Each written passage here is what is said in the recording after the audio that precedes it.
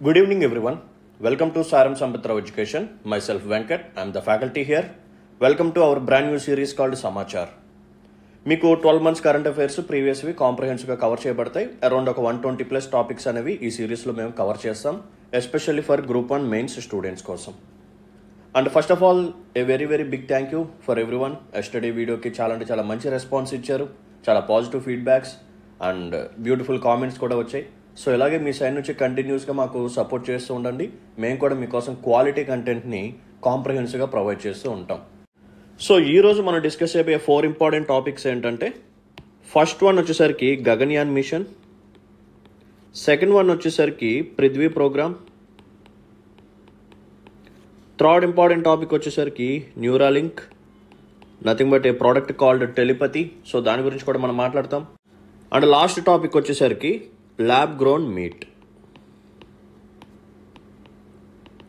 So ఇవి important topics. So వీటి మీద ఖచ్చితంగా క్వశ్చన్స్ వచ్చే ఛాన్సెస్ ఉన్నాయి కాబట్టి so please pay attention everyone. నేను మళ్ళీ రిక్వెస్ట్ చేస్తున్నాను, గ్రూప్ 1 స్టూడెంట్స్ని వీడియోస్ని ఎండ్ వరకు చూడండి, మీకు మంచి క్వాలిటీ కంటెంట్ అనేది వస్తుంది. ఓకేనా? కావాలనుకుంటే 1.5లో కానీ 1.75 స్పీడ్లో పెట్టుకొని ఫినిష్ చేసేయండి. ఖచ్చితంగా మేము చెప్పబోయే కంటెంట్ అనేది మీకు ఎగ్జామ్స్లో ఉపయోగపడుతుంది. ప్లీజ్ ఈ కొన్ని డేస్ కష్టపడండి, ఎగ్జామ్ దగ్గరికి వచ్చేసింది. ఈ ఫ్యూ డేస్ మీది కాదు అని చెప్పి కష్టపడండి, ఖచ్చితంగా మీకు జాబ్ అనేది వస్తుంది. ఓకేనా? Right. So without any further delay let's start our session. So first topic of the day వచ్చేసరికి Gaganyaan machine.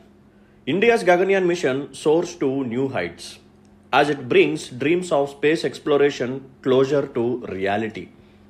In light of the recent test of the crew escape system, highlight the significance and challenges involved in the Gaganyaan mission. So ఈ particular machine ఏదైతే ఉందో ఇది ఇండియాకి చాలా prestigious project అనమాట. ఎందుకంటే for the first time మనకు ఆస్ట్రోనాట్స్ని స్పేస్లోకి పంపబోతున్నాము. గుర్తుపెట్టుకోండి, we're sending them into space, not to the moon. So స్పేస్లోకి పంపించబోతున్నాము. అండ్ రీసెంట్గా 4 ఆస్ట్రోనాట్స్ యొక్క నేమ్స్ని కూడా మన హానరబుల్ ప్రైమ్ మినిస్టర్ గారు అనౌన్స్ చేయడం జరిగింది. సో 4 ఆస్ట్రోనాట్స్లో 3 ఆస్ట్రోనాట్స్ని మనం స్పేస్లోకి పంపిస్తాము. 3 days వాళ్ళు స్పేస్లో ఉంటారు, అది కూడా లో ఎర్త్ ఆర్బిట్లో. సో ఈ మిషన్ గురించి అన్ని టెక్నికల్ డీటెయిల్స్ కూడా మనం మాట్లాడుకుందాం, డోంట్ వరీ. సో ఈ పర్టికులర్ మిషన్ ద్వారా మన యొక్క space exploration and space tourism అనే డ్రీమ్స్ని మనం రియాలిటీకి దగ్గరగా తీసుకెళ్తున్నాం. సో ఫ్యూచర్లో స్పేస్ టూరిజంకి చాలా ఎక్కువగా డిమాండ్ ఉండబోతుంది. సో ఇప్పటి నుంచే మనం ప్రిపరేషన్ అనేది స్టార్ట్ చేయాల్సిందే. సో ప్రెజెంట్ ఈ గగన్యాన్ మిషన్ అనేది ఎందుకు న్యూస్లోకి వచ్చింది, వాట్ ఈస్ ద కంటెక్స్ట్ ఏంటంటే, మన యొక్క ఈ పర్టికులర్ మిషన్లో there is system called crew escape system. So దీని మీద రీసెంట్గా టెస్టింగ్ అనేది చేశారు. సో దాని నేపథ్యంలో ఈ పర్టికులర్ మిషన్ అనేది న్యూస్లోకి వచ్చింది. సో ఇక్కడ వాడు ఏమడుగుతున్నాడంటే, ఈ పర్టికులర్ మిషన్ యొక్క సిగ్నిఫికెన్స్ ఏంటి అండ్ దీంట్లో మనం ఫేస్ చేసిన ఛాలెంజెస్ ఏంటి, వీటితో పాటు కాంప్రహెన్సివ్గా ఈ పర్టికులర్ ప్రోగ్రామ్ గురించి నేను డీటెయిల్గా చెప్తాను, don't worry. Recently ISRO chairman announced the agency's commitment to develop the environmental control and life support system ECLSS independently for the upcoming Gaganyaan mission. So ఈ పర్టికులర్ గగన్యాన్ మిషన్లో మనకి కొన్ని టెక్నికల్ కాంపోనెంట్స్ ఉంటాయి. లైక్ ఫస్ట్ వన్ వచ్చేసరికి ఆర్బిటాల్ మాడ్యూల్. సో ఈ orbital మాడ్యూల్లో మళ్ళీ 2 modules ఉంటాయి. ఒకటి క్రూ మాడ్యూల్, రెండవది వచ్చేసరికి సర్వీస్ మాడ్యూల్.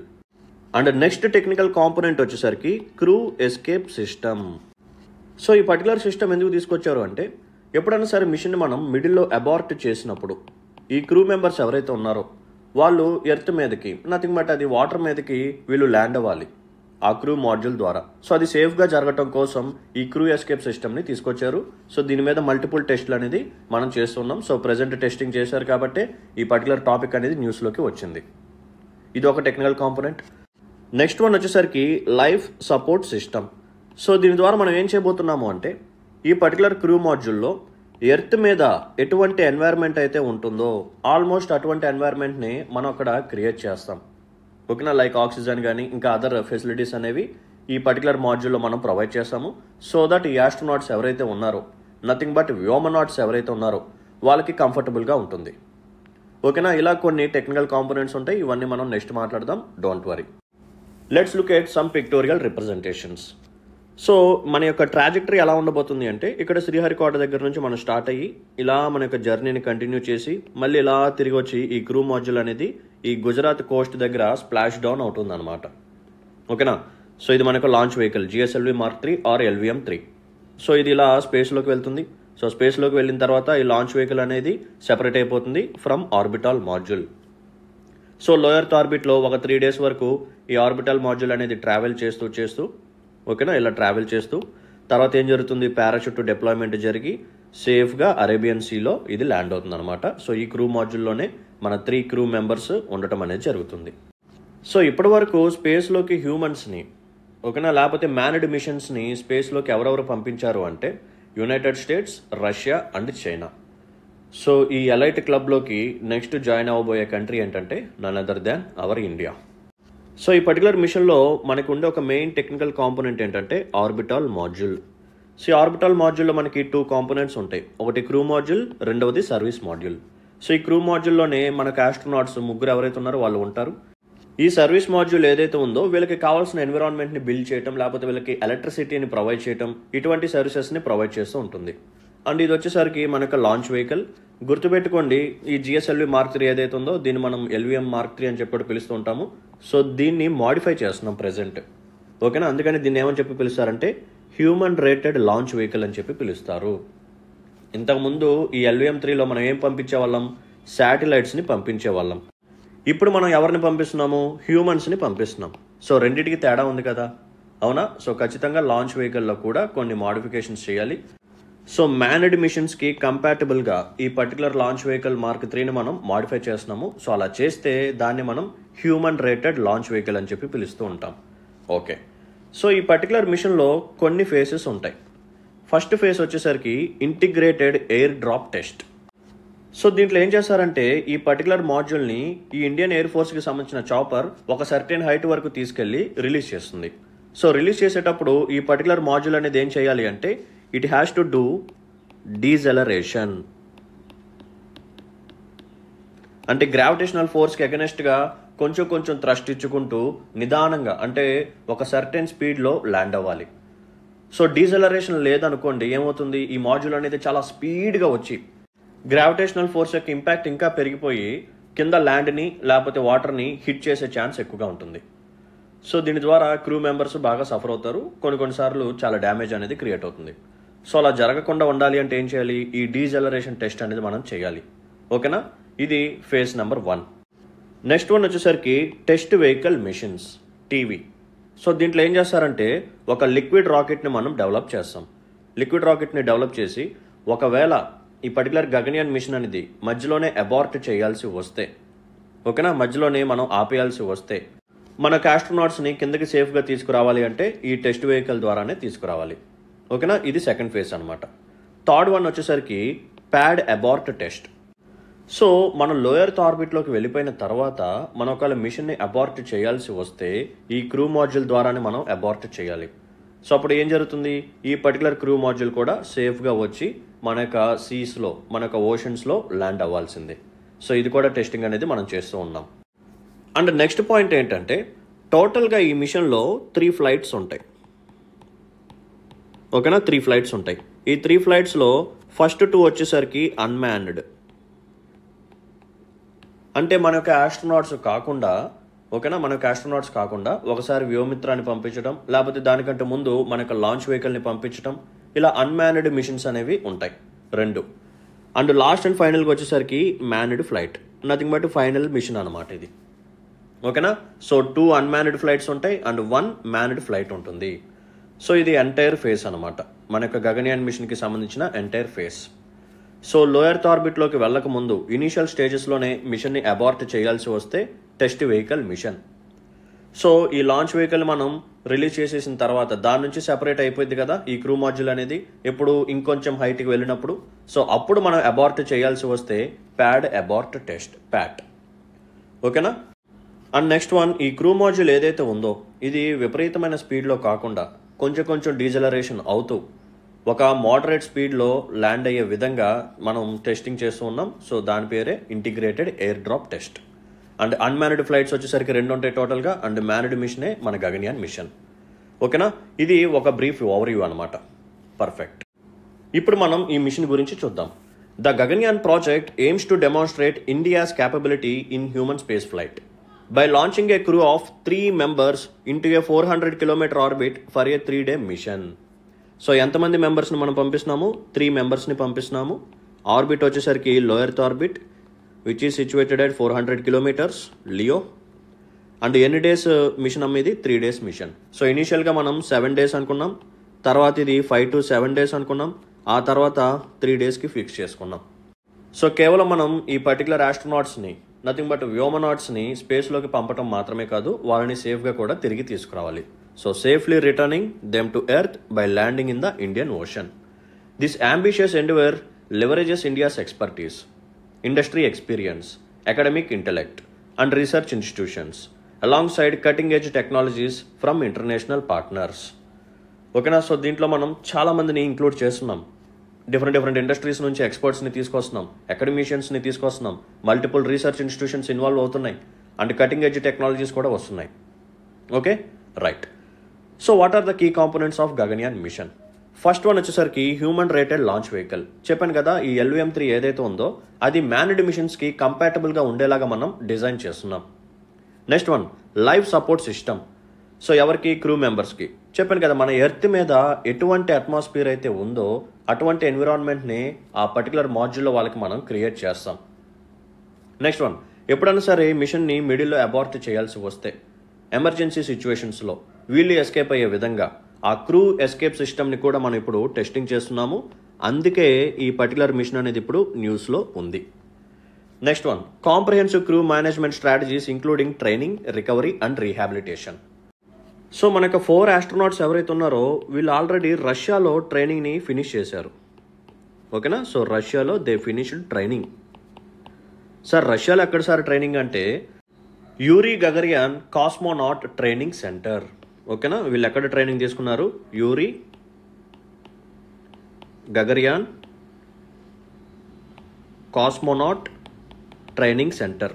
ఇక్కడ ఈ 4 ఆస్ట్రోనాట్స్ ట్రైనింగ్ని ఫినిష్ చేసుకొని ఇండియాకి వచ్చి ఇండియాలో బెంగళూరులో ఉన్న ఇస్రోకి సంబంధించిన ఈ ట్రైనింగ్ సెంటర్లో మళ్ళీ రిమైనింగ్ పోర్షన్ని కంప్లీట్ చేసుకుంటూ వస్తున్నారు. ఓకేనా? సో ట్రైనింగ్ అయిపోతుంది, తర్వాత మిషన్ అయిపోయిన తర్వాత రికవరీ ఉండాలి అండ్ రీహాబిలిటేషన్ కూడా ఉండాలి. So these are the important components regarding Gaganyaan mission. So human rated LVM-3 derived from the proven LVM-3 rocket of ISRO, nothing but GSLV Mark III, serves as a launch vehicle for Gaganyaan. It is equipped with a crew escape system utilizing quick acting, high burn rate solid motors to ensure crew safety during emergencies at the launch pad or during ascent. ఓకేనా? So ఈ manned మిషన్స్కి తగ్గట్టుగా ఈ particular launch vehicle మనం తయారు చేస్తున్నాము. So అందుకని దాన్ని human rated launch vehicle mark 3 అని చెప్పి పిలవడం జరుగుతుంది. సో దీంట్లో క్రూ ఎస్కేప్ సిస్టమ్ ఉంటుంది. ఎప్పుడైనా సరే ఎమర్జెన్సీ సిచ్యువేషన్స్లో అబార్ట్ చేయాల్సి వస్తే అండ్ మనం ఏం చేస్తున్నాము? సాలిడ్ మోటార్స్ని యూజ్ చేస్తున్నాము which is going to burn at very high rate. ఓకేనా? పర్ఫెక్ట్. నెక్స్ట్ వన్ వచ్చేసరికి ఆర్బిటాల్ మాడ్యూల్. సో దీంట్లో 2 మాడ్యూల్స్ ఉంటాయని చెప్పాను కదా, మళ్ళీ క్రూ మాడ్యూల్ ఒకటి, సర్వీస్ మాడ్యూల్ ఒకటి. The crew module provides a habitable space with Earth-like conditions for the crew, featuring a double-walled construction with a thermal protection system. It houses essential systems including life support, avionics, and deceleration systems for safe re-entry and touchdown. So మీ అందరికీ తెలిసిన విషయమే, మనకు కల్పనా చావ్లా గారు ఇలాగే చనిపోవడం జరిగింది. So Colombia space shuttle ఏదైతే ఉందో అది రీఎంట్రీ అవుతున్నప్పుడు, ఎర్త్ యొక్క అట్మాస్ఫియర్లోకి మళ్ళీ రీఎంట్రీ అవుతున్నప్పుడు అది బర్న్ అయిపోయి ఫ్లేమ్స్ లాగా కాలిపోయి మనకు కల్పనా చావ్లా గారు చనిపోయారు. సో ఇటువంటి ఇన్సిడెంట్స్ మళ్ళీ రిపీట్ అవ్వకూడదు. సో మనం పంపించిన 3 ఆస్ట్రోనాట్స్ని సేఫ్గా తీసుకురావాలి అంటే ఈ ఫెసిలిటీస్ అన్నీ చాలా జాగ్రత్తగా మనం తయారు చేయాల్సిందే. ఓకేనా? సో ఎర్త్ లైక్ కండిషన్స్ని ఆ క్రూ మాడ్యూల్లో మనం ప్రొవైడ్ చేస్తాము అండ్ వీళ్ళకి థర్మల్ ప్రొటెక్షన్ సిస్టమ్ని కూడా ప్రొవైడ్ చేస్తాం, life support system, avionics and deceleration system. ఎప్పుడు? రీఎంట్రీ టైంలో. చెప్పాను కదా, ఎర్త్ యొక్క అట్మాస్ఫియర్లోకి మనం ఎప్పుడైతే రీఎంట్రీ అవుతామో ఆటోమేటిక్గా ఎయిర్ యొక్క డెన్సిటీ పెరుగుతుంది. సో ఆ పర్టికులర్ క్రూ మాడ్యూల్ మీద ప్రెషర్ కూడా పెరుగుతుంది అండ్ గ్రావిటేషనల్ ఫోర్స్ కూడా చాలా ఎక్కువగా ఉంటుంది. సో ఈ టైంలో స్పీడ్గా కానీ ల్యాండ్ అయితే క్రాష్ అయిపోయే ఛాన్స్ ఉంది. సో అలా జరగకుండా ఉండాలి అంటే డీజెలరేషన్ సిస్టమ్ అనేది పర్ఫెక్ట్గా వర్క్ అవ్వాలి. సో దాని మీద కూడా మనం మల్టిపుల్ టెస్ట్లు అనేవి చేస్తూ ఉన్నాం. The service module supports the crew module in orbit, housing thermal, propulsion, power, avionics systems and deployment mechanisms. So service module ఏం చేస్తుంది? ఈ క్రూ మాడ్యూల్కి కొన్ని సర్వీసెస్ని ప్రొవైడ్ చేస్తుంది. ఏంటిది? థర్మల్ సర్వీసెస్, ప్రొపల్షన్ అంటే వెనక నుంచి బూస్టింగ్ ఇస్తూ ఉంటుంది, బూస్టర్స్ లాగా, and power supply, avionic system and deployment mechanisms. So ఈ పర్టికులర్ మిషన్ యొక్క సిగ్నిఫికెన్స్ ఏంటి? ఫస్ట్ వన్ వచ్చేసరికి సైంటిఫిక్ రీసెర్చ్. సో ఎప్పుడైతే మనం స్పేస్లో సైంటిఫిక్ రీసెర్చ్ అనేది కండక్ట్ చేస్తామో మనం కొన్ని బ్రేక్ త్రూస్ని తీసుకురావచ్చు, ముఖ్యంగా medicine, material science and biology లాంటి ఫీల్డ్స్లో. Next one, technological capabilities. So present మన యొక్క మిషన్స్ ఏవైతే ఉన్నాయో, లైక్ చంద్రయాన్ కానీ, లేకపోతే మార్స్ ఆర్బిటర్ మిషన్ కానీ, ఆదిత్య L1 కానీ, ఇటువంటి మిషన్స్ ద్వారా మనకి చాలా మంచి పేరు అనేది వచ్చింది. సో ప్రెజెంట్ ఏం జరుగుతుంది అంటే, వేరే కంట్రీస్కి సంబంధించిన ప్రైవేట్ ఆర్గనైజేషన్స్ వాళ్ళ యొక్క శాటిలైట్స్ని మన ఇస్రో చేత లాంచ్ చేయించుకుంటున్నారు. సో అలాగే ఫ్యూచర్లో ఈ హ్యూమన్ స్పేస్ ప్రోగ్రామ్స్ ఏవైతే ఉన్నాయో అవి కూడా ఇస్రో చేతనే కండక్ట్ చేసే విధంగా, అది కూడా అందరికీ ఎఫోర్డబుల్గా, అందరికీ యాక్సెసిబుల్గా, అందరికీ ఫీజిబుల్గా ఉంచే విధంగా మన యొక్క టెక్నాలజికల్ క్యాపబిలిటీస్ని ఇంక్రీజ్ చేసుకుంటూ వెళ్ళాలి. సో ఇటువంటి గగన్యాన్ మిషన్స్ ద్వారానే ఇవన్నీ మనం ప్రూవ్ చేసుకుంటూ వెళ్తాం. Next one, space diplomacy. So Gaganyaan mission కోసం ఇస్రో ఏం చేసిందంటే సెవరల్ ఆర్గనైజేషన్స్తో, సెవరల్ స్పేస్ ఏజెన్సీస్తో కొలాబరేట్ అయ్యింది. సో ఎవరెవరు అంటే NASA, JAXA and Roscosmos. Indian astronauts trained with Russian cosmonauts and used Russian facilities for pre-flight simulations. France supports space crew medical monitoring, while the US and Europe aid in critical scientific experiments. This cooperation strengthens diplomatic ties and paves the way for future joint exploration efforts. ఓకేనా? So ఇటువంటి space diplomacy అనేది చాలా important, మనకైనా సరే other కంట్రీస్కైనా సరే చాలా యూస్ఫుల్గా ఉంటుంది. ఓకేనా? So there will be a knowledge sharing అనమాట. Next one, space sector growth. The mission is anticipated to spur economic growth by nurturing space-related industries, generating technology spin-offs. Gaganyaan mission is expected to source nearly 60% of its equipment from the Indian private sector. So ఈ మిషన్కి కావాల్సిన components కానీ ఇవన్నీ మనకు private sector నుంచే, ఇండిజీనియస్గా ఉన్న private sector నుంచే మనం వాటిని తీసుకుంటున్నాము. సో ఎకనామిక్ గ్రోత్ జరుగుతుంది. ఆఫ్టర్ ఈ మిషన్ కూడా సక్సెస్ఫుల్గా కంప్లీట్ అయ్యింది అనుకోండి, చాలా మంచి పేరు వస్తుంది. ఇంకా స్పేస్ సెక్టర్లో ఇండియా యొక్క నేమ్ ఇంకా మంచి ప్లేస్కి వెళ్తుంది అనమాట. Next one, employment in space industry. The program is expected to give impetus to economic activities within the country in terms of human resource development. Gaganyaan would create 15,000 new employment opportunities for the Indian youth. ఓకేనా? So కొత్తగా employment opportunities create అవుతూ ఉంటాయి ఇటువంటి machines ద్వారా. Not only Gaganyaan, ఫ్యూచర్లో మనం చేయబోయే other machines కూడా ఏవైతే ఉన్నాయో వాటి వల్ల కూడా మనకి ఇంకా ఎంప్లాయ్మెంట్ ఆపర్చునిటీస్ అనేవి క్రియేట్ అవుతాయి, ముఖ్యంగా స్పేస్ సెక్టర్లో. Next one, scientific temper among youth. This achievement can inspire youth towards careers in science and technology, which Fosters innovation and creativity in space science and related fields. So ఇటువంటి machines చూసినప్పుడు మనకు కూడా మంచి motivation వచ్చి, అబ్బా మనం కూడా scientist అయిపోవాలి, ఇస్రోలో సైంటిస్ట్ అవ్వాలి, లేకపోతే సైన్స్ అండ్ టెక్నాలజీ ఫీల్డ్లోకి వెళ్ళాలి అని చెప్పి చాలా మందిని ఎంకరేజ్ చేస్తుంది, మోటివేట్ చేస్తుంది. సో దట్ ఇన్నోవేషన్ కూడా పెరుగుతుంది, క్రియేటివిటీ కూడా పెరుగుతుంది. Next one, symbolic significance. By launching a human space flight mission, India will join a select group of 4 nations with operational human spaceflight capabilities, elevating its global status. This project highlights India's indigenous technological prowess and scientific expertise, prominently showcasing ISRO on the world stage. ఓకేనా? So ఎప్పుడైతే ఈ particular machine మనం సక్సెస్ఫుల్గా complete చేస్తామో, ఇందాక మనం చెప్పుకున్న elite group ఏదైతే ఉందో, nothing but Russia, United states and China. So దాని తర్వాత యాడ్ అయిపోయే నేమ్ ఏదైతే ఉందో అది మనదే, ఇండియా అనమాట. సో ఓవరాల్గా మన యొక్క స్టేటస్ అనేది పెరుగుతుంది గ్లోబల్ వైడ్గా. ఓకేనా? పర్ఫెక్ట్. ఇప్పుడు మనం కొన్ని ఛాలెంజెస్ మాట్లాడుకుందాం. ఈ గగన్యాన్ మిషన్లో మనం ఫేస్ చేసిన ఛాలెంజెస్ ఏంటంటే technical and operational challenges. From acquiring specialized equipment to ensuring crew safety and establishing requisite ground infrastructure, ISRO faces formidable technical and operational hurdles. Meeting the ambitious 2024 deadline adds further pressure to deliver the mission without significant setbacks. So ఈ particular machine కోసం మనకి చాలా technical things కావాలి, చాలా modern infrastructure అనేది కావాలి space రిలేటెడ్గా. But unfortunately మన దగ్గర ఇన్ఫ్రాస్ట్రక్చర్ డెవలప్మెంట్ అనేది కొంచెం పూర్గా ఉంది కాబట్టి ఇస్రో వాళ్ళు కొంచెం సఫర్ అవుతున్నారు. Next one, there are some financial constraints. Funding the Gaganyaan mission is a critical hurdle, with estimated cost exceeding $1 billion, which was around 10,000 crores. However, in 2020-2021, ISRO received only about 30% of the funds sought. ఓకేనా? So వీళ్ళకి allocate చేసిన ఫండ్స్లో కేవలం వీళ్ళు 30% మాత్రమే receive చేసుకున్నారు. ఇంకా remaining funds వీళ్ళకి ఫాస్ట్గా మనం అలొకేట్ చేస్తూ ఉంటే మిషన్ కూడా కొంచెం తొందరగానే అవుతుంటుంది. ఎందుకంటే ఆల్రెడీ మనం 2024ని డెడ్ లైన్గా పెట్టుకున్నాం. సో ఆ టైం కల్లా అవ్వాలి అంటే సో ఫండింగ్ పరంగా ఎటువంటి ఇబ్బందులు ఉండకూడదు. నెక్స్ట్ వన్ వచ్చేసరికి life support system. The development of reliable life support systems is critical for sustaining astronauts with essential resources such as oxygen, water and managing waste. Failures in these systems, as witnessed during the Apollo 13 mission due to critical oxygen tank failure, can have severe consequences. So చెప్పాను కదా, life support సిస్టమ్ని మనం వీళ్ళకి create చేయాలి. Earth మీద ఎటువంటి environment ఉందో అదే వాళ్ళకి అక్కడ కూడా స్పేస్లో మనం క్రియేట్ చేయాలి. ఓకేనా, వీళ్ళకి ఆక్సిజన్ ప్రొవైడ్ చేయాలి, వాటర్ ప్రొవైడ్ చేయాలి. అక్కడ ఏదైనా వేస్ట్ కానీ ఉంటుంది కాబట్టి సో వేస్ట్ క్రియేట్ అవుతుంటుంది. సో దాని కూడా మేనేజ్మెంట్ విషయంలో కూడా వీళ్ళకి అన్ని ఫెసిలిటీస్ ప్రొవైడ్ చేయాలి. సో రీసెంట్గా అపోలో 13 మిషన్లో ఈ ఆక్సిజన్ ట్యాంక్ ఫెయిల్యూర్ అవడం ద్వారా చాలా ఇబ్బందులు పడ్డారు. సో దీన్ని దృష్టిలో పెట్టుకొని చాలా జాగ్రత్తగా మనం ప్రిపేర్ అవ్వాలి. Next one, escape and rescue. Establishing effective escape and rescue mechanism is vital for human spaceflight safety. Achieving a launch reliability of 98% or higher is imperative, allowing for only 2 failures in every 100 launches. The Soyuz MS-10 mission in 2018 faced a rocket failure, highlighting the crucial role of successful emergency abort systems in ensuring crew safety. So crew members యొక్క safety మనకి చాలా important అన్నమాట. So rocket failure జరగకూడదు. So ఇంతకుముందు 2018లో కూడా ఒక మిషన్లో rocket failure జరిగింది. సో అలా జరగకుండా ఉండాలి. మన లాంచ్ వెహికల్ ఏదైతే ఉందో, human rated launch vehicle LVM-3 ఏదైతే ఉందో, సో అది కూడా చాలా పర్ఫెక్ట్గా లాంచ్ అవ్వాలి. ఒకవేళ ఎప్పుడైనా సరే అనుకోని విధంగా అన్ఫార్చునేట్గా ఏదన్నా సరే మిస్టేక్ కానీ జరిగితే, సో ఆ టైంలో అబార్ట్ మిషన్ చేసినప్పుడు క్రూ మెంబర్స్ ఎవరైతే ఉన్నారో వాళ్ళు సేఫ్గా తిరిగి వెనక్కి వచ్చేయాలి. ఓకేనా, right. Next one, organisational capacity. Balancing the demands of Gaganyaan alongside existing commitments such as Mars Orbiter Mission to test ISRO's organizational capacity. Managing such a complex and ambitious project requires robust planning and resource allocation. So ఇస్రోకి కేవలం Gaganyaan mission ఒకటే కాదు కదా, ఇంకా other missions ఉన్నాయి, other works కూడా ఉన్నాయి.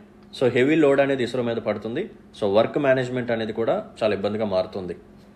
Next one, geo political implications.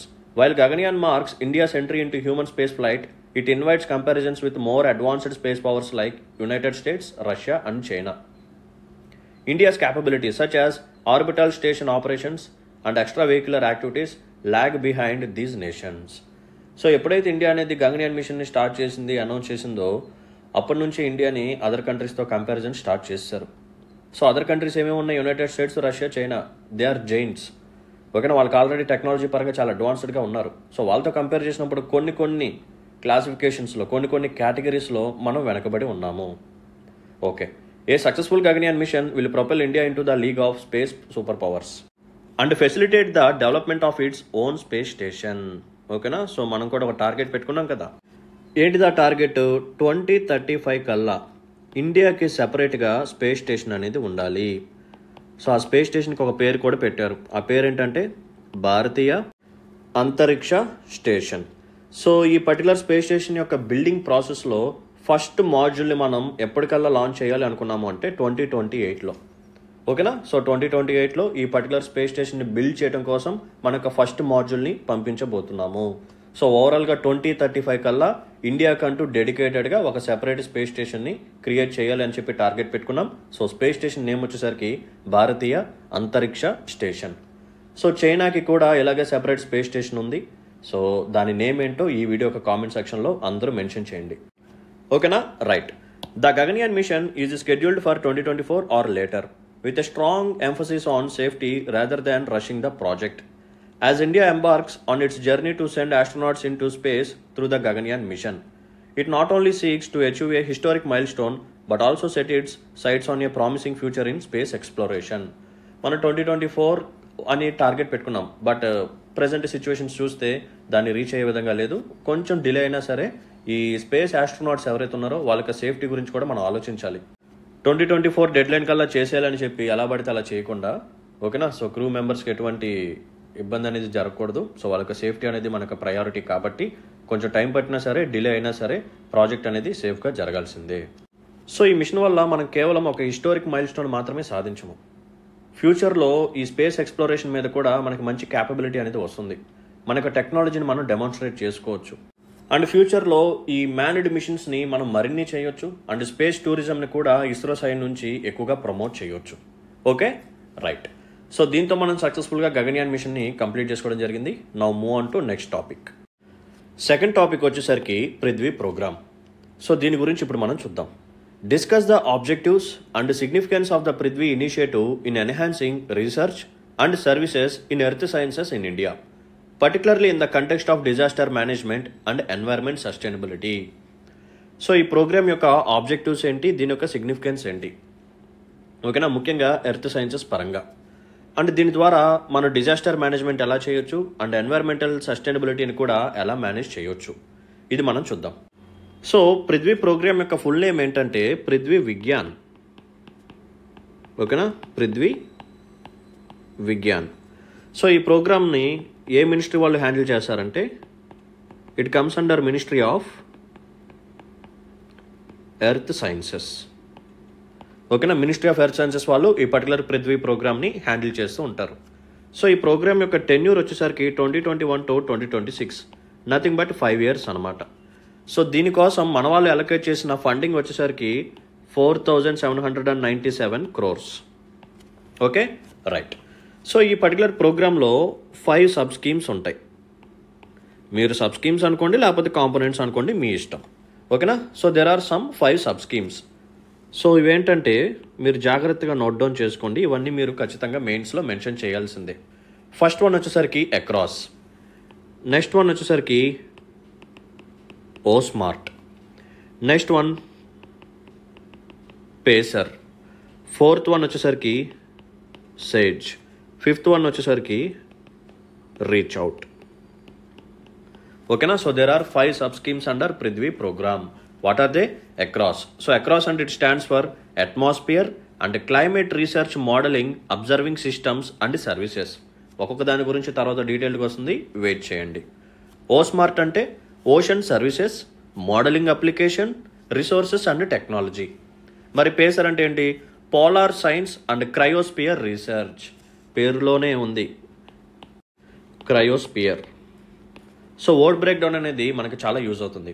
So ఇంతకుముందు నేను GSLV Mark 3 nothing but LVM-3 మీద ఒక వీడియో చేశాను. సో ఆ LVM-3 లాంచ్ వెహికల్లో మనం యూజ్ చేసే ఫ్యూయల్స్ ఏంటి? Solid, liquid, cryogenic fuel. So nothing but cryogenic upper stage. So ఇక్కడ క్రయో అంటే ఏంటి? Something which is at very very low temperatures, ఓకేనా. సో అంటే ఇక్కడ అర్థం చేసుకోవాల్సింది ఏంటంటే ఈ క్రయోజెనిక్లో మనం యూజ్ చేసే ఫ్యూయల్ ఏదైతే ఉందో అది కూడా చాలా లో టెంపరేచర్లో స్టోర్ చేస్తారు అని చెప్పి అర్థం. అలాగే క్రయోస్పియర్ అంటే ఏంటంటే సో అక్కడ ఉండే ల్యాండ్ పోర్షన్ అనేది కంప్లీట్గా ఐస్తో కప్పిపెట్టి ఉంటుంది, nothing but polar ice cap, ఓకేనా. మనకి నార్త్ పోల్ దగ్గర సౌత్ పోల్ దగ్గర ఉంటుంది కదా, అదనమాట. సో దాన్ని మనం క్రయోస్పియర్ అని చెప్పి పిలుస్తూ ఉంటాం. Okay, right. సో పేసర్ అంటే ఏంటమ్మా? Polar science and cryosphere research. Next SAGE అంటే seismology and geosciences. So seismology అంటే దేనికి రిలేటెడ్ అమ్మా? Earthquake. నెక్స్ట్ వన్ వచ్చేసరికి last one REACHOUT. So it stands for research, education, training and outreach, ఓకేనా. So research, education, training and outreach. So these are the 5 sub schemes under Prithvi program. So జాగ్రత్తగా ఎప్పుడైనా సరే Prithvi programme మీద మీకు ఒకవేళ మెయిన్స్లో question వస్తే ఈ సబ్ స్కీమ్స్ని మాత్రం మెన్షన్ చేయటం మర్చిపోకండి. కావాలనుకుంటే పిక్టోరియల్ రిప్రజెంటేషన్ యూజ్ చేయండి. మధ్యలో ఇలా పృథ్వీ ప్రోగ్రామ్ అని చెప్పి టైటిల్ పెట్టి ఇక్కడ ACROSS, O SMART, PACER, SAGE and REACHOUT, ఓకేనా. సో ఎక్కడైనా సరే మీకు పాసిబిలిటీ ఉంటే please use diagrams, perfect. So Prithvi program about Prithvi Vigyan, ఇందా చెప్పాను కదా, ఫుల్ ఫామ్ వచ్చేసరికి ఇది అనమాట. This program aims to integrate various disciplines of earth system sciences into a cohesive framework, moving away from a traditional vertical such as atmosphere, cryosphere, geosphere and ocean science. So here are the 5 sub schemes which encompassed under Prithvi. So ఈ ప్రోగ్రాంలో మన వాళ్ళు ఏం చేస్తారు అంటే so earth సైన్స్కి సంబంధించిన different disciplines ఏవైతే ఉన్నాయో, ఓకేనా, డిఫరెంట్ కేటగిరీస్ ఏవైతే ఉన్నాయో, డిఫరెంట్ డిపార్ట్మెంట్స్ ఏవైతే ఉన్నాయో వాటన్నిటిని ఇంటిగ్రేట్ చేయబోతున్నారు, ఓకేనా. ఒక కోహెసివ్ ఫ్రేమ్వర్క్ని తీసుకురాబోతున్నారు. సో ఏంటా డైమెన్షన్స్ అంటే ఇంతకుముందు అట్మాస్ఫియర్కి సెపరేట్గా వర్క్ చేసే వాళ్ళు కొంతమంది, క్రయోస్పియర్ మీద కొంతమంది వేరేగా వర్క్ చేసే వాళ్ళు, జియోస్పియర్ మీద, అలాగే ఓషన్ సైన్స్ మీద. ఇప్పుడు అలా కాకుండా atmosphere, cryosphere, geosphere and ocean sciences ఈ 4టిని మనం ఏం చేస్తున్నాము అంటే కంబైన్ చేస్తున్నాం. సో కంబైన్ చేసి పృథ్వీ అనే ఒక ప్రోగ్రామ్ని తీసుకొచ్చాము. సో దీంట్లో మనకి 5 సబ్ కాంపోనెంట్స్ ఉంటాయి.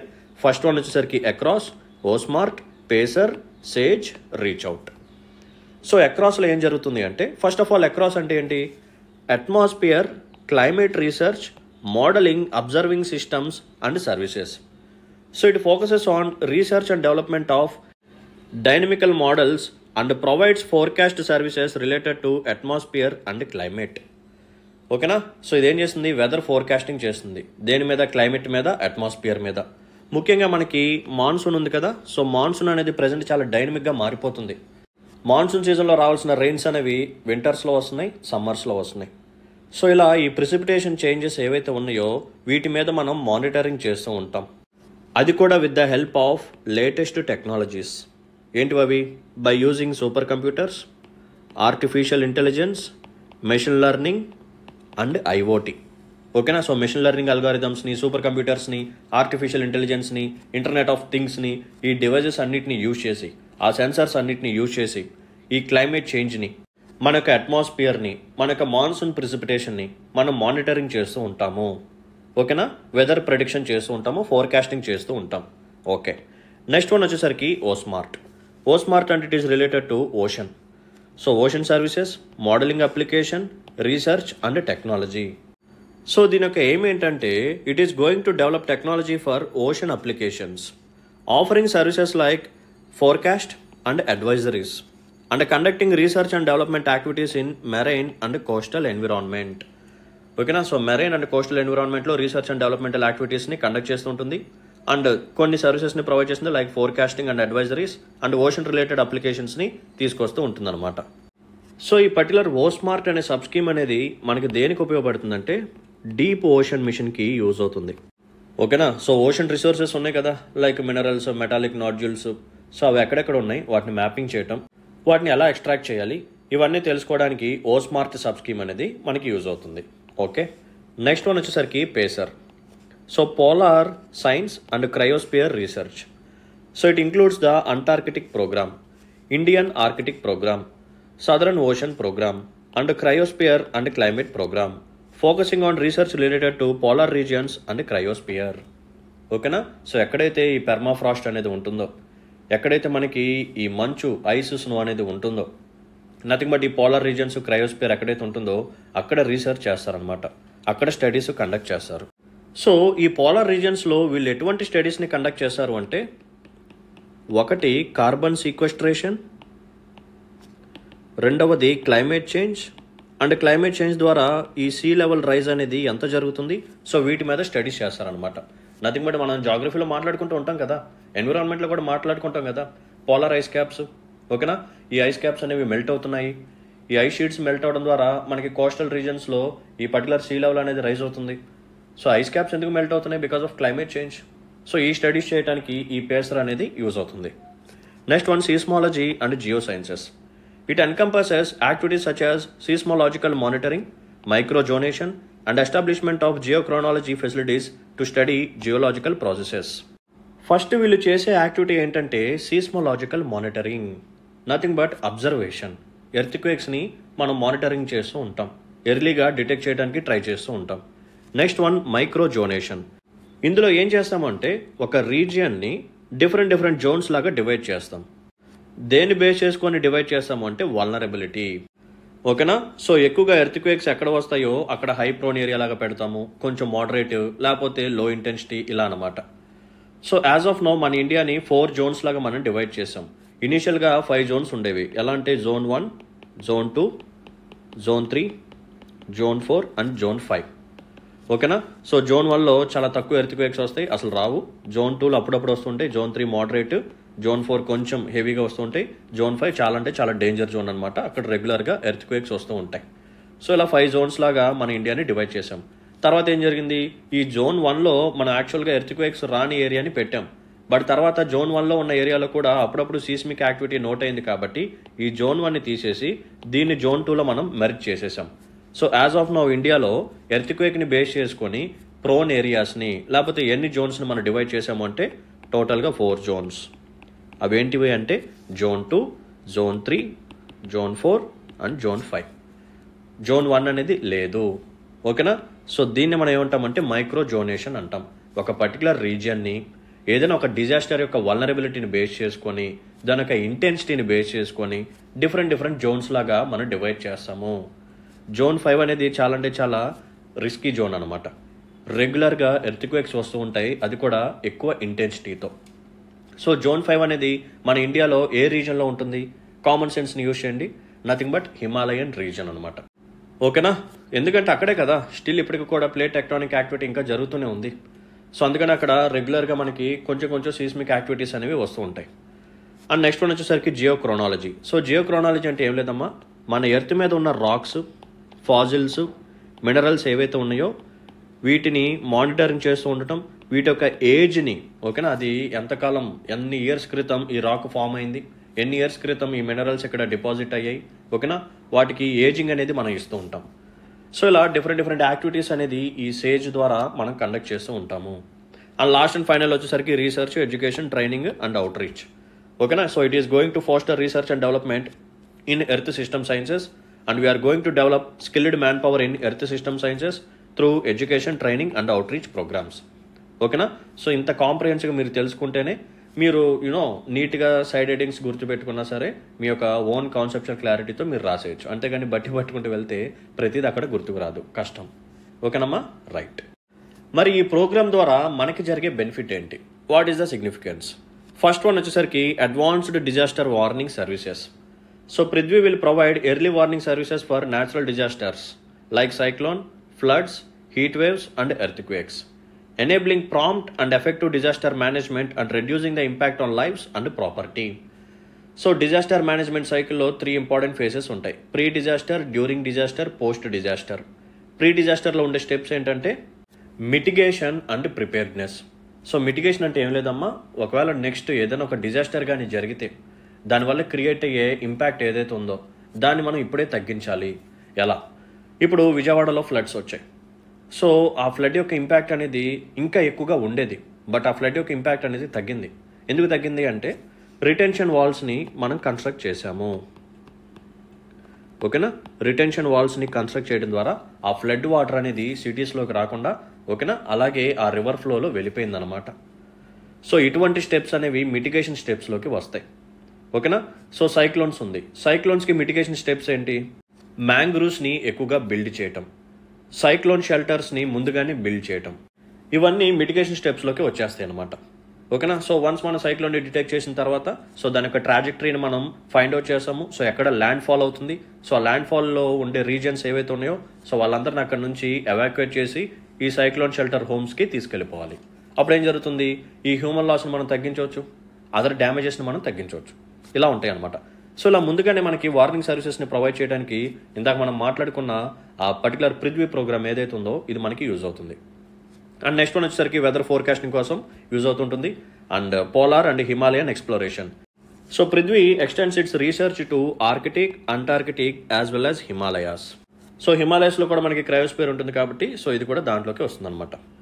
So it offers valuable insights and knowledge about these critical regions. Next one addressing grand challenges. Prithvi tackles significant challenges in weather, climate, oceanography, cryospheric studies, and seismology, providing practical solutions for future disasters stemming from climate change, pollution, and sea level rise. ఓకేనా? Already disasters ద్వారా మనకున్న existing challenges ఏవైతే ఉన్నాయో వాటిని overcome చేస్తూ ఫ్యూచర్లో ఒక possible and practical సొల్యూషన్స్ని తీసుకురావడానికి ఇది మనకి యూజ్ అవుతుంది. Next one technological development. The scheme promotes the development of technology for the exploration and sustainable harnessing of ocean resources, supporting advancements in earth science and contributing to sustainable development. So మనం ఇందాక మాట్లాడుకున్న ఈ sub schemes అన్నిటిని మనం ప్రాపర్గా implement చేయాలి అంటే technology పరంగా అడ్వాన్స్మెంట్ అనేది రావాలి. సో వాటిని ఇంప్లిమెంట్ చేయడం కోసం అయినా సరే మనం టెక్నాలజీ పరంగా అడ్వాన్స్మెంట్స్ తీసుకొస్తాము so that there is a win win situation అనమాట. Next one translating science to services. Prithvi helps Ministry of Earth Sciences fulfill its mandate to translate scientific research into practical services for society. By addressing these areas, Prithvi significantly enhances India's capabilities in disaster management, environmental monitoring and resource exploration, fostering a safer and more sustainable future. మనం కేవలం research conduct చేస్తే సరిపోదు, దాని నుంచి వచ్చే outcomes ఏవైతే ఉన్నాయో అవి మన సొసైటీలో అప్లై చేసే విధంగా ఉండాలి. ఇప్పుడు ఆర్టిఫిషియల్ ఇంటెలిజెన్స్ ఉంది, ఓకే, అది ఉన్నంత మాత్రం ఎవరికి బెనిఫిట్ కాదు కదా. దాన్ని తీసుకొచ్చి మనం ఇండస్ట్రీలో అప్లై చేయాలి, దాన్ని తీసుకొచ్చి అగ్రికల్చర్లో అప్లై చేయాలి, దాన్ని తీసుకొచ్చి గవర్నెన్స్లో అప్లై చేయాలి. ఓకేనా? నథింగ్ బట్ సొసైటీకి ఏదన్నా ఒక ప్రాక్టికల్ సొల్యూషన్ అది తీసుకురావాలి, దానివల్ల ఏదైనా సరే ఒక బెనిఫిట్ అనేది జరగాలి. సో ఈ సైంటిఫిక్ నాలెడ్జ్ అనేది ఒక ప్రాక్టికల్ సర్వీస్ లాగా తీసుకురావటమే మనకు మెయిన్ గోల్ అనమాట. So we are going to translate this science into service. అది కూడా ఏ సెగ్మెంట్స్లో అంటే డిజాస్టర్ మేనేజ్మెంట్ పరంగా కానీ, ఎన్వైర్న్మెంట్ని మానిటరింగ్ కోసం అండ్ రిసోర్సెస్ని ఎక్స్ప్లోర్ చేయడం కోసం, అండ్ ఒక సస్టైనబుల్ ఫ్యూచర్ ఉండాలి, ఒక సేఫ్ ఫ్యూచర్ ఉండాలి ఫ్యూచర్ జనరేషన్స్కి.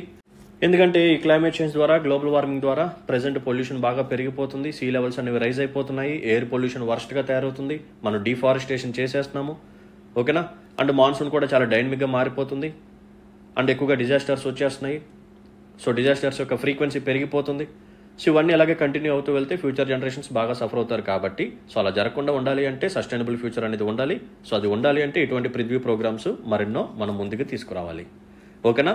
రైట్. సో దీంతో మనం సక్సెస్ఫుల్గా పృథ్వీ ప్రోగ్రామ్ని కంప్లీట్ చేసుకున్నాం. Now move on to next topic. And next topic వచ్చేసరికి telepathy. So it is nothing but న్యూరాలింక్కి సంబంధించిన ఒక ప్రోడక్ట్ అనమాట. సో మన ఎలాన్ మస్క్ గారు ఏం చేశారు అంటే ఒక చిప్ని హ్యూమన్ బ్రెయిన్లో ఇంప్లాంట్ చేశారు.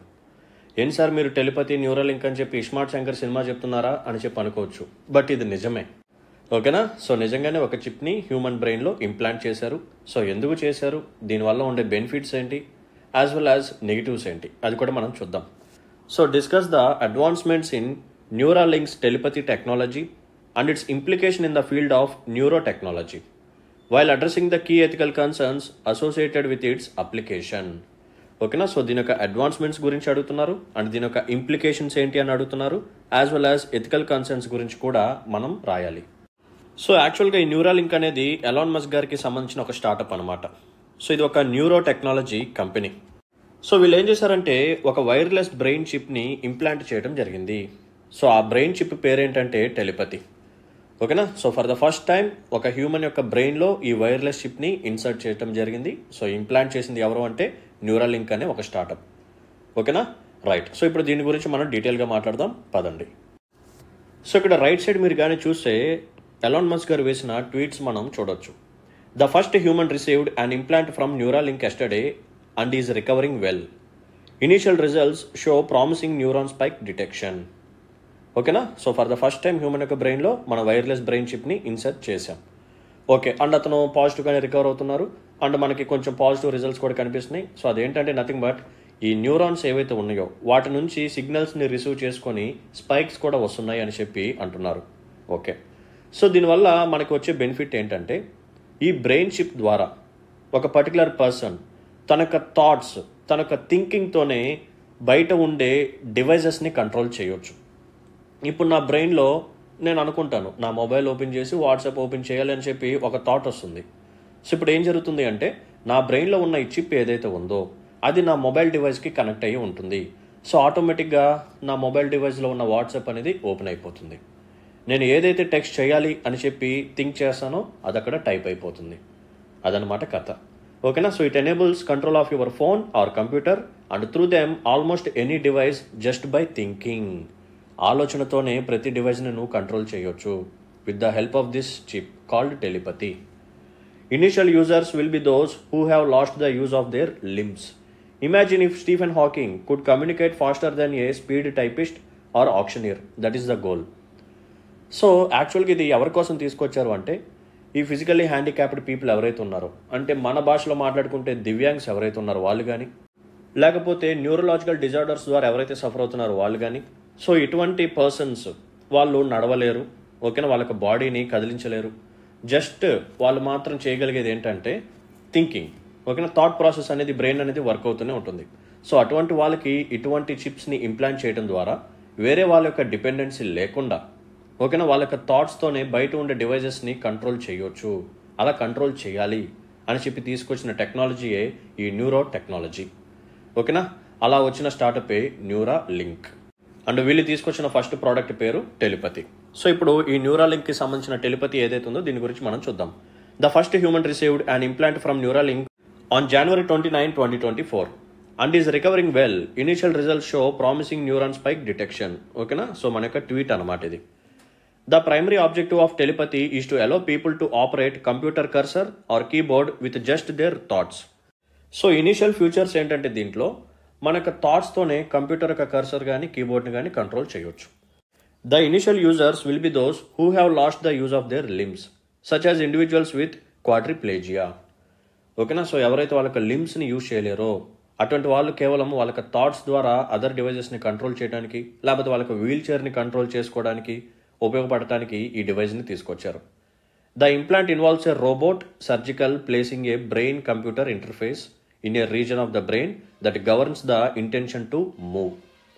సో యాక్చువల్గా ఈ సర్జరీని ఎవరు కండక్ట్ చేశారంటే రోబోటే చేస్తుంది. అండ్ ఈ చిప్ యొక్క టెక్నాలజీ నేమ్ ఏంటంటే brain computer interface, BCI chip అని చెప్పి కూడా పిలుస్తారు. ఓకేనా. సో ఇది బ్రెయిన్కి కంప్యూటర్కి మధ్య ఒక ఇంటర్ఫేస్ లాగా యాక్ట్ చేస్తుంది. బ్రెయిన్లో వచ్చే థాట్స్ ఏవైతే ఉన్నాయో వాటి ద్వారా బయట ఉన్న డివైజెస్ లైక్ కంప్యూటర్, మొబైల్ ఫోన్ని కంట్రోల్ చేయడానికి యూజ్ చేసే ఇంటర్ఫేసే ఈ టెలిపతి. ఓకేనా. The implants ultrafine threads help transmit signals in the brain and the signals are decoded into actions and intents by the Neuralink application. So ఈ chip సరౌండింగ్లో కొన్ని threads ఉంటాయి. ఆ థ్రెడ్స్ మన యొక్క హెయిర్ స్ట్రాండ్ కంటే చాలా సన్నగా, చాలా థిన్గా ఉంటాయి అన్నమాట. చాలా అంటే చాలా థిన్ స్ట్రాండ్స్. అవేం చేస్తాయంటే ఈ బ్రెయిన్ యొక్క సిగ్నల్స్ని రిసీవ్ చేసుకుంటాయి. రిసీవ్ చేసుకొని దాన్ని డీకోడ్ చేస్తాయి అన్నమాట. సో డీకోడ్ చేసి ఆ యాక్షన్స్ని పర్ఫామ్ చేస్తుంది. ఇప్పుడు మనం న్యూరో టెక్నాలజీ గురించి చూద్దాం. Neuro technology is a broad field that includes all technologies developed to understand, visualise and control the functioning of the brain. ఓకేనా.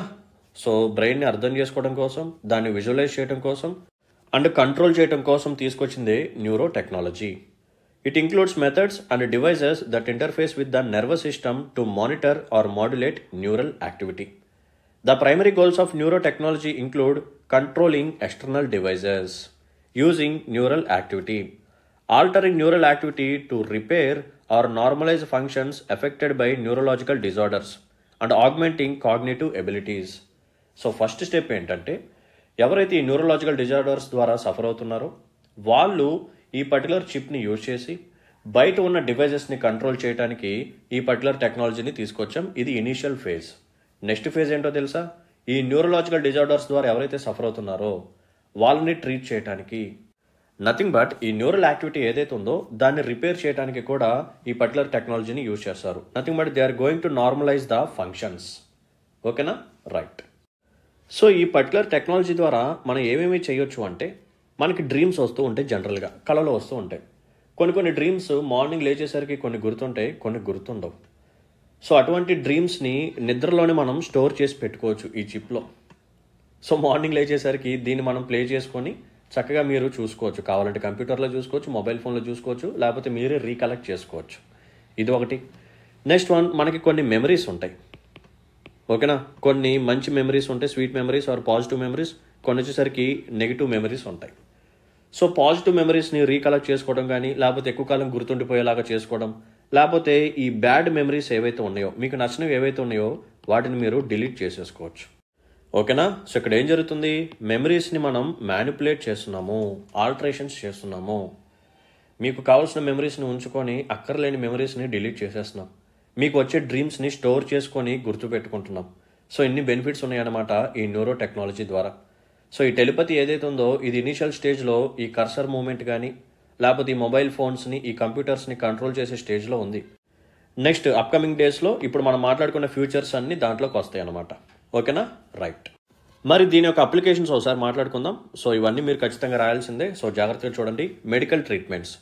Neuro technology is crucial in treating neurological disorders like Parkinson disease, epilepsy and spinal cord injuries through deep brain stimulation, neuroprosthetics and brain computer interfaces.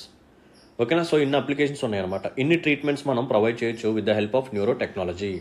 ఓకేనా. So చాలా వరకు డిజార్డర్స్ని మనం treat చేయొచ్చు. Next one, cognitive enhancement. Techniques such as transcranial magnetic stimulation and neuro feedback are explored for improving cognitive functions like memory and attention. ఇప్పుడు మనం చదువుతున్నప్పుడు చాలా మందికి వచ్చే ప్రాబ్లం ఏంటంటే ఒక 30 minutes కంటే ఎక్కువగా కంటిన్యూస్గా కాన్సన్ట్రేట్ చేయలేకపోతున్నాం స్టడీ చేసేటప్పుడు. అవునా, ఇది అందరూ ఫేస్ చేసిన ప్రాబ్లమే. సార్ ఎక్కువసేపు కాన్సన్ట్రేట్ చేయలేకపోతున్నాము, ఫోకస్ ఎక్కడ ఉండట్లేదు, ఎటో సైడ్ డైవర్షన్ అయిపోతున్నాము, లేకపోతే గుర్తుండట్లేదు. సో ఇవన్నీ కాగ్నిటివ్ థింగ్స్ అనమాట. మనకు మెమరీ కానీ, మనకు అటెన్షన్ కానీ, మనకు ఫోకస్ కానీ, మనకు కాన్సన్ట్రేషన్ కానీ ఏవైతే ఉన్నాయో వీటన్నిటిని ఎన్హాన్స్ చేయడానికి కూడా ఈ న్యూరో టెక్నాలజీ బాగా ఉపయోగపడుతుంది. ఓకేనా. ఇప్పుడు మీరు సైన్స్ అండ్ టెక్నాలజీ తీసి చదువుతుంటే మీ యొక్క ఫోకస్ అనేది ఎక్కువసేపు దాని మీదే ఉంచే విధంగా కూడా మనం అప్లికేషన్స్ని తీసుకురావచ్చు. ఈరోజు చదివింది ఒక 1 month తర్వాత కూడా వెంటనే రివైజ్ చేసే విధంగా, వెంటనే రీకలెక్ట్ చేసే విధంగా ఈ న్యూరో టెక్నాలజీ పరంగా అప్లికేషన్స్ మనం తీసుకురావచ్చు. Next one, neuro rehabilitation, virtual reality VR అంటారు, and robotic devices integrated with neurotechnology aid in rehabilitation after stroke or traumatic brain injury, promoting recovery of motor and cognitive functions. So ఎవరికైతే brain stroke వచ్చిందో లేకపోతే brain related injuries అయ్యాయో so వాటిని rehabilitation చేయడం కోసం కూడా ఈ పర్టికులర్ టెక్నాలజీ మనకి యూజ్ అవుతుంది. Next one BCI. సో ఇదే మనం యూజ్ చేసింది, brain computer interface. So it enable direct communication between the brain and external devices. So present telepathy చేసేది ఇదే అనమాట.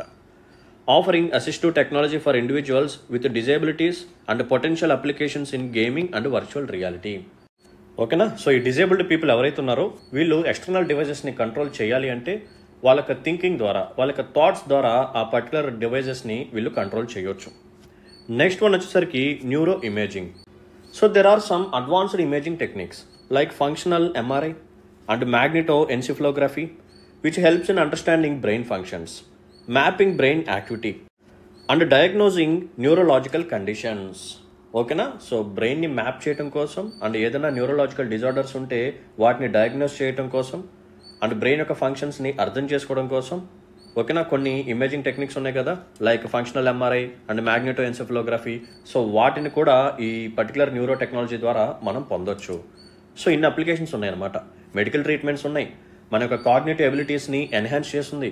అండ్ న్యూరోలాజికల్ డిజార్డర్స్ ఏవైతే ఉన్నాయో సో వీటి ద్వారా సఫర్ అవుతున్న వాళ్ళు ఎవరైతే ఉన్నారో, లైక్ బ్రెయిన్ స్ట్రోక్ వచ్చిన వాళ్ళు, బ్రెయిన్ ఇంజురీస్ అయిన వాళ్ళు, వాళ్ళని మళ్ళీ మనం రీహాబిలిటేషన్ చేయొచ్చు. అండ్ బ్రెయిన్లో వచ్చే థాట్స్ ద్వారా మనం ఏం చేయొచ్చు, బయట ఉన్న ఎక్స్టర్నల్ డివైజెస్ని కంట్రోల్ చేయొచ్చు. అండ్ కొన్ని ఇమేజింగ్ టెక్నిక్స్ కూడా దీని ద్వారా మనం యూజ్ చేసుకోవచ్చు అనమాట. ఓకేనమ్మా? రైట్. ఇప్పుడు మనం ఎథికల్ కన్సర్న్స్ మాట్లాడుకుందాం. సో జనరల్గా ఇటువంటి టెక్నాలజీస్ పరంగా కామన్ ఛాలెంజ్ ఏంటంటే, లేకపోతే కామన్ డ్రాబ్యాక్ ఏంటంటే, కొన్ని ఎథికల్ కన్సర్న్స్ ఉంటాయని చెప్పి మీరు రాసేయచ్చు. ముఖ్యంగా సైన్స్ అండ్ టెక్నాలజీ పరంగా ఈ GM టెక్నాలజీలో అయినా సరే, లేకపోతే మైటోకాండ్రియల్ రీప్లేస్మెంట్ థెరపీ, దీన్ని మనం 3 parent బేబీ అని చెప్పి పిలుస్తాం. సో ఇటువంటి వాటిలో అయినా సరే, జీన్ ఎడిటింగ్ టెక్నాలజీస్లో అయినా సరే, ఓకేనా, జీన్ ఎడిటింగ్ టెక్నాలజీస్లో అయినా లైక్ CRISPR-Cas9 టెక్నాలజీ కానీ ఇటువంటివి, లేకపోతే టెలిపతి, నథింగ్ బట్ ఈ న్యూరల్ లింక్కి సంబంధించిన ఈ ప్రోడక్ట్ కానీ ఏదైతే ఉందో ఇటువంటి వాటిలో మనకి కామన్గా కనిపించేవి ఏంటంటే ఎథికల్ కన్సర్న్స్. ఓకేనా? రైట్. సో ఫస్ట్ వన్ వచ్చేసరికి privacy issues. The use of neurotechnology can potentially reveal highly personal and sensitive information about an individual's thoughts, emotions, and mental states. This raises concerns about privacy and the potential for misuse of such information. So, వేరే వాళ్ళు మనకు డేటాని access చేసుకోవచ్చు. ఓకేనా? ఎందుకంటే మన brain chip and other device connect అయి ఉంటుంది కాబట్టి, సో వేరే ఒక పర్సన్ మన యొక్క బ్రెయిన్ చిప్ యొక్క యాక్సెస్ తీసుకుంటే మనం ఏమేమి థాట్స్ చేస్తున్నాము, మన బ్రెయిన్లో ఏమేమి ఉంది, అసలు మనం ఏం ఆలోచిస్తున్నాము, ఇవన్నీ వాళ్ళకి తెలిసిపోతుంది అనమాట. So there is a privacy issue. Next one, cognitive enhancement and inequality. Neuro technologies enhancing cognitive abilities raise concerns about fairness and equality, potentially creating a cognitive divide. Most important keyword, please note it down. If only available to a privileged few or worsen existing social inequalities. For suppose, ఈ particular technology అనేది చాలా expensive అనుకోండి, కేవలం rich people మాత్రమే దీన్ని afford చేయగలరు. వాళ్ళు ఏం చేస్తారు, ఈ పర్టికులర్ టెక్నాలజీని యూజ్ చేసుకొని వాళ్ళ యొక్క కాగ్నిటివ్ ఎబిలిటీస్ని ఎన్హాన్స్ చేసుకుంటారు. జస్ట్ ఫర్ ఎగ్జాంపుల్ వాళ్ళ యొక్క మెమరీ అండ్ కాన్సన్ట్రేషన్, ఫోకస్ ఇవన్నీ బాగా డెవలప్ చేసుకున్నారు అనుకోండి ఒక రిచ్ పర్సన్. సో ఆ పర్టికులర్ రిచ్ పర్సన్ వచ్చి తెలంగాణ గ్రూప్ 1 ఎగ్జామ్ రాశాడు అనుకోండి, లేదు UPSC ఎగ్జామ్ రాశాడు అనుకోండి, ఏదైనా ఒక కాంపిటేటివ్ ఎగ్జామ్ రాశారనుకోండి, ఇదే టెక్నాలజీని అఫోర్డ్ చేయలేని ఇంకొంతమంది పీపుల్ ఉంటారు. సో వీళ్ళందరూ కలిసి ఒక ఎగ్జామ్ రాశారనుకోండి, గ్రూప్ 1 ఎగ్జామ్ రాశారు. సో ఈ పర్టికులర్ న్యూరో టెక్నాలజీ యూజ్ చేసిన పర్సన్ ఎవరైతే ఉన్నారో అతను ఎగ్జామ్ని క్రాక్ చేశారు, మిగతా వాళ్ళు వెనకబడ్డారు. సో ఇక్కడ ఏం జరిగింది అంటే కాగ్నిటివ్ డివైడ్ అనేది క్రియేట్ అయింది. సో ఎవరైతే ఈ పర్టికులర్ టెక్నాలజీని యాక్సెస్ చేసుకోగలరో, ఎవరైతే అఫోర్డ్ చేయగలరో వాళ్ళు మాత్రమే దీని యొక్క బెనిఫిట్స్ని పొందుతారు, వాళ్ళకి కాగ్నిటివ్ ఎబిలిటీస్ అనేవి పెరిగిపోతాయి.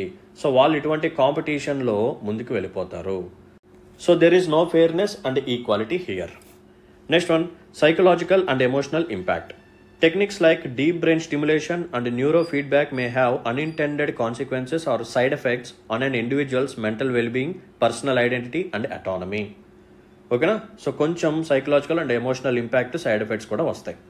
It is crucial that ethical considerations are integrated into the development and deployment of these technologies to ensure that they do not compromise human dignity, privacy or autonomy. So ఎవరైతే ఈ టెక్నాలజీని develop చేస్తారో, ఇంకా advance చేస్తారో, ఓకేనా, ఎక్కువగా innovation తీసుకొస్తారో వాళ్ళు మాత్రం హ్యూమన్ డిగ్నిటీ పరంగా లేకపోతే ప్రైవసీ పరంగా అటానమీ పరంగా ఎటువంటి కాంప్రమైజ్ అనేది అవ్వకూడదు. ఓకేనా.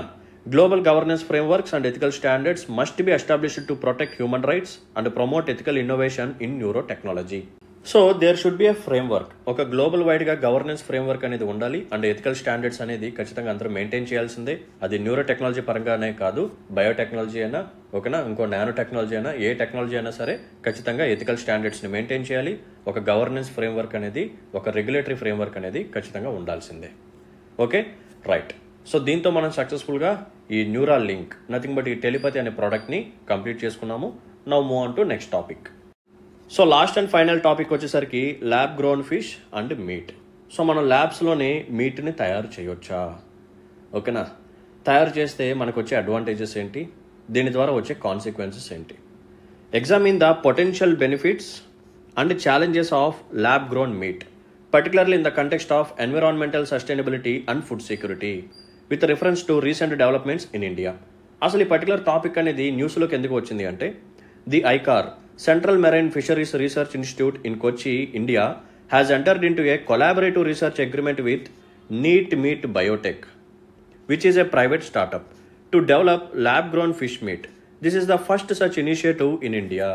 ఓకేనా. మన ఐకార్ ఏదైతే ఉందో, ముఖ్యంగా central Marine Fisheries Research institute ఏదైతే ఉందో ఇది కొచ్చిలో ఉంది. సో వీళ్ళు ఏం చేశారంటే ఒక కొలాబరేటివ్ అగ్రిమెంట్ పెట్టుకున్నారు. ఎవరితో? ఒక స్టార్టప్తో, ఒక ప్రైవేట్ స్టార్టప్తో కొలాబరేటివ్ అగ్రిమెంట్ పెట్టుకున్నారు. సో ఆ స్టార్టప్ పేరేంటంటే నీట్ మీట్ బయోటెక్. సో ఏంటి అగ్రిమెంట్ అంటే, they are going to grow fish meat అనమాట ల్యాబ్లో. సో అది అలాగే ఇప్పుడు మనం చూద్దాం పదండి. What is lab grown fish? అసలు ల్యాబ్ గ్రోన్ ఫిష్ అంటే ఏంటి? So it is nothing but a cultivated or cultured fish meat, which is produced by isolating specific cells from fish and growing them in a laboratory setting using animal-free media. The final product is expected to replicate the flavor, texture and nutritional qualities of traditional fish meat. మనకి యాక్చువల్గా కొన్ని cells ఉంటాయి. ఆ cells పేరేంటంటే stem cells. So ఈ stem cells నుంచే మనకి ఈ organs కానీ, ఈ ఫ్లెష్ కానీ ఇదంతా క్రియేట్ అవుతూ ఉంటుంది. సో ఇప్పుడు మన వాళ్ళు ఏం చేస్తారు అంటే, ఈ ఫిష్కి సంబంధించిన ఈ సెల్స్ని ఎక్స్ట్రాక్ట్ చేసి, అదర్ న్యూట్రియంట్స్ని యాడ్ చేసి, దీన్ని బయోరియాక్టర్స్లో యూజ్ చేసి, ఓకేనా, దాని ద్వారా మీట్ని తయారు చేస్తారనమాట. ఓకేనా. సో ఒక స్పెసిఫిక్ టైప్ ఆఫ్ సెల్ ఏంటంటే స్టెమ్ సెల్స్. సో వీటిని ఫిష్ నుంచి ఎక్స్ట్రాక్ట్ చేసి, సో వాటిని ల్యాబొరేటరీ సెట్టింగ్లో గ్రో చేస్తారనమాట. సో ఫైనల్ ప్రోడక్ట్ ఎలా ఉండాలి అంటే, ఆల్మోస్ట్ ఫిష్ మీట్ ఎలా అయితే ఉంటుందో దాని యొక్క ఫ్లేవర్ ఉండాలి, దాని యొక్క టెక్స్చరే ఉండాలి, అండ్ ఆ ఫిష్ మీట్లో ఎటువంటి న్యూట్రిషనల్ క్వాలిటీస్ ఉంటాయో అవన్నీ ఇందులో కూడా ఉండాలి. అలా చేసేదే ల్యాబ్ గ్రోన్ ఫిష్ అనమాట. ఓకేనా. సో ల్యాబ్ గ్రోన్ మీట్ అన్న అదే. So it is nothing but A cultured meet, also known as cultivated meet. It is produced by culturing animal cells in vitro using tissue engineering techniques. In vitro అంటే ఏంటమ్మా? Inside lab అని అర్థం, in lab. So దీనివల్ల వచ్చే benefits ఏంటంటే చూద్దాం పదండి. It is going to reduce environmental impact. According to A life cycle assessment study, cultivated meet when produced using renewable energy reduces the cumulative environmental impacts of conventional beef by approximately 93%, pork by 53% and chicken by 29%. So ఇలా ఈ cultivated meet ఏదైతే ఉందో దీన్ని తయారు చేసే ప్రాసెస్లో, దీన్ని produce చేసే ప్రాసెస్లో మనం కానీ రెన్యూబుల్ ఎనర్జీని కానీ యూజ్ చేస్తే, ఓకేనా, ఎన్విరాన్మెంటల్ ఇంపాక్ట్స్ మనం రెడ్యూస్ చేయొచ్చు. Okay. Next one, it is going to reduce land use. ఇప్పుడు బయట మనం యాక్చువల్గా ఈ పర్టికులర్ ఫిషెస్ని మనం కల్టివేట్ చేయాలి అన్నా, లేకపోతే బఫెలోస్ని కల్టివేట్ చేయాలి అన్నా, లేకపోతే అదర్ లైవ్ స్టాక్ ఫార్మింగ్ చేయాలి అన్నా సరే మనకి ల్యాండ్ అనేది కావాల్సిందే, అవునా? ఒకవేళ ఇలా మనం ల్యాబ్స్లో కానీ తయారు చేసామనుకోండి, ల్యాబ్స్లో కానీ మనం మీట్ని తయారు చేసామనుకోండి, ఈ లైవ్ స్టాక్ ఫార్మింగ్కి మనం అలొకేట్ చేసిన ల్యాండ్ ఏదైతే ఉందో అది అవసరం లేదు. సో ల్యాండ్ యూజ్ని మనం తగ్గించవచ్చు. So livestock farming requires vast amount of land for what? For grazing and for feed production. మరి వాటికి మేత వేయాలి కదా, మరి ఆ మేత వేయాలంటే ఒక ల్యాండ్ అనేది కావాలి.